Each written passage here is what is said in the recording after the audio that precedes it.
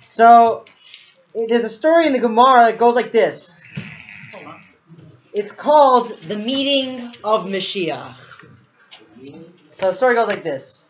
Rabbi Yeshua ben Levi found Eliyahu Navi by the entrance of the cave of Rabbi Shimon bar Yochai, who is the author of the Zohar, the famous book on Kabbalah, that he wrote in this cave when he spent 13 years in this cave, removed from any kind of material things.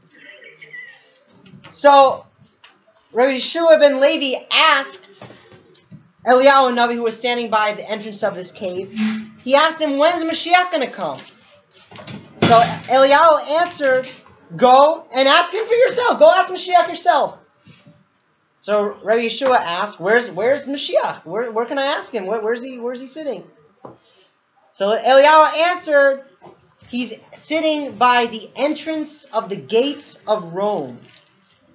So Rabbi Yeshua, he added and asked again, so what are the signs of Moshiach? Where by the gates can I see him? Like, how will I know where exactly he is? So Eliyahu answered him, he's sitting between the poor people who are suffering wounds. So, and then these poor people, they're removing their bandages, and they're removing them at one time. They have like a bunch of different bandages on them, and they're just completely stripping themselves of them. And then after that they're cleaning their wounds, and then they're returning and putting on their bandages again.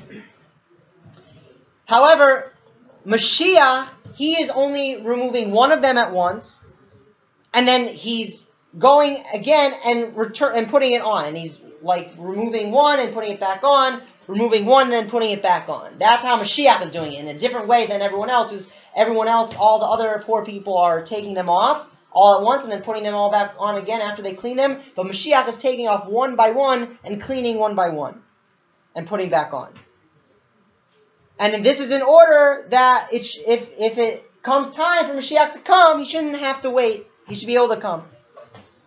So the Gemara continues that Rabbi Yeshua ben Levi goes to Moshiach and asks him. He goes to this entrance of the gates of Rome and asks Moshiach, when are you coming? So Moshiach says, he's coming today. So Rabbi Yeshua then asks Eliyahu, he asks Eliyahu Navi, he goes back to him, and he complains that Moshiach lied to him, because he said he was going to come today, and he didn't end up coming. So Eliyahu said that, really, what was Moshiach's intent when he said that, I'm coming today? It said, he quoted the pasuk, Hayom im bekele tishmau, that even this very day, if you will listen to my voice. That was the intent of Moshiach. And Ad Kan, the Sipur Gemara. So every single person that has Das can understand that this story is from all the things that the sages said, that you're not supposed to understand them literally. Because really the story is only something that it's like it's a garment hidden within it, the secrets of Melech HaMashiach. And the Maharal of Prague is he explains to us what are the secrets that we can find about Mashiach in this story in the Gemara. Okay. So the Maharal explains that in this story, when Rabbi Yeshua comes to Eliyahu and asks him this question, why is he asking this question? Where can I find Mashiach? What's this whole deal here? What's the deal? That Rabbi Yeshua is trying to elevate himself and connect to the level of Mashiach. And so Rabbi Yeshua asks, where is he sitting? Where is Mashiach? Meaning to say, what is the spiritual level of Mashiach? He wants to connect to this high spiritual level of Mashiach. So therefore, Eliyahu said back to him that Mashiach is sitting in the entrance of the gates of Rome. So, what is the idea of an entrance? The entrance of something is the place where that, like a house, it ends. That's where it completes itself. Is at the gate, the entrance. So this idea of the gates of Rome, this point that when the Roman Empire falls, and even in a more broader sense, when the kingdom of Edom, when that falls, which is the fourth kingdom of the exiles, which is the fourth one to fall before Moshiach comes. And so basically what the whole thing means is that the light of Moshiach begins to shine in this point, that the Roman Empire, the kingdom of Edom, is collapsing, because that's the first sign of Moshiach.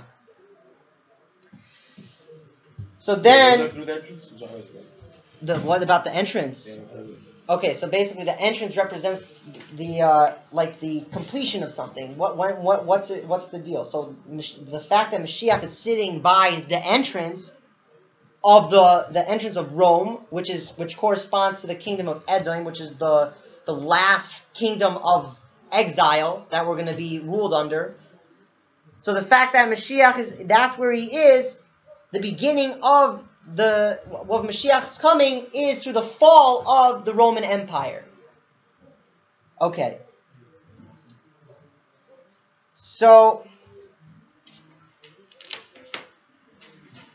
what the idea that Mashiach is sitting between the poor people that are suffering from wounds,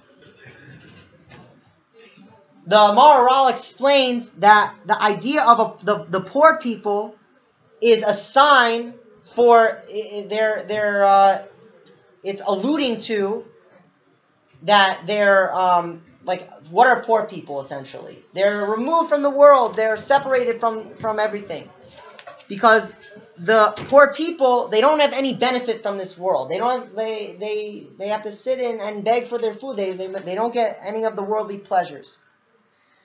So then the fact that they are suffering from wounds, this alludes to the fact of this is the war of the nature of the world is going against them. A person suffers a wound. What does a person get a wound from? That he hits something, or something hits him. Something in this world causes a blemish in the person.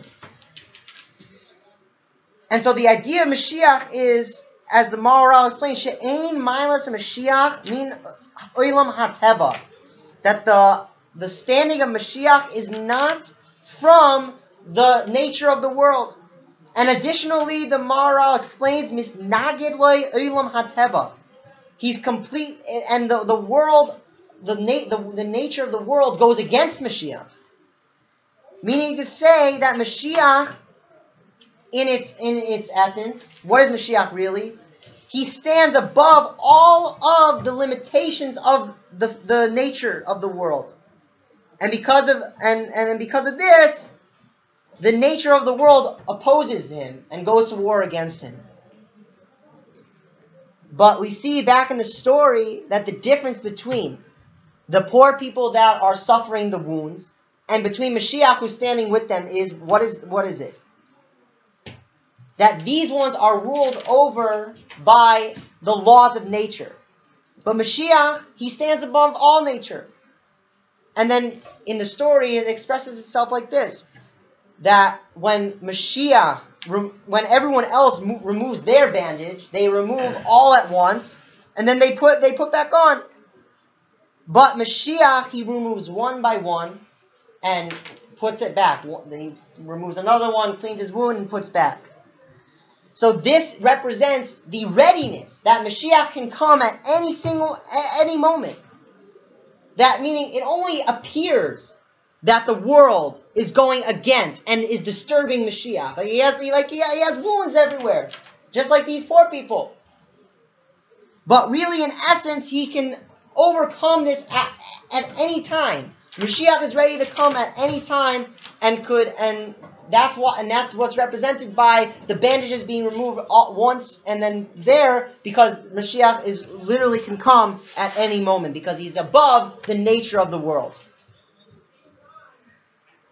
So Rabbi Yeshua, when he came to this realization, and he's connecting to this level of Mashiach, he came to the realization that today he's going to come.